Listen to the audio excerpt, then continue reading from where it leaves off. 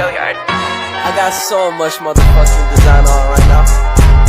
Break it down, bring it back, make it clap. I got 3 old thoughts, new guap, wear that thing. Bitches on my line, and you know. Kerajaan Islam Banten adalah salah satu kerajaan Islam di Pulau Jawa yang pernah menjadi penguasa jalur perlayaran dan perdagangan. Kerajaan ini didirikan oleh Syarif Hidayatullah atau Sunan Gunung Jati pada abad ke-16. Sebelum periode Islam, Banten adalah kota penting yang masih dalam kekuasaan Kerajaan Sunda pada tahun 1525 sampai 1526. Sunan Gunung Jati berhasil menguasai Banten dengan bantuan pasukan Cirebon dan Demak. Sunan Gunung Jati kemudian mendirikan Kesultanan Banten sebagai kadipaten di bawah Kesultanan Cirebon.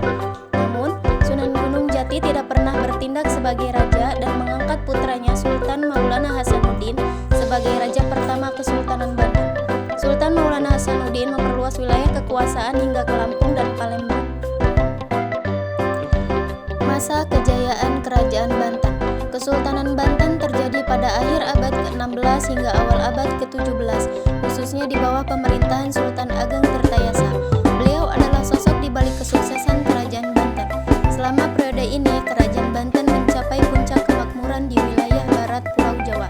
Kerajaan ini juga menjadi salah satu pusat perdagangan rempah-rempah yang penting di Asia Tenggara. Lokasi Banten yang menghadap Selat Sunda dimanfaatkan dengan sangat baik.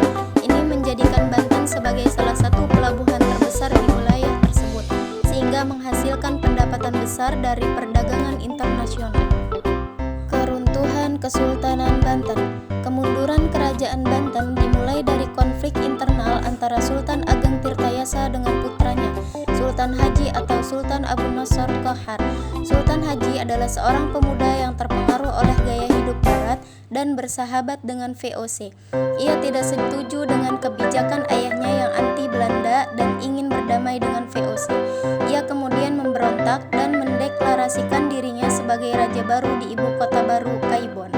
Konflik ini dimanfaatkan oleh VOC untuk mengadu domba dan melemahkan Kerajaan Banten.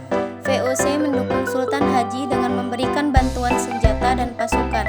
Akhirnya pada 1683, Sultan Ageng Tirtayasa dikalahkan dan ditangkap oleh VOC. Ia meninggal dalam tahanan pada tahun 1692.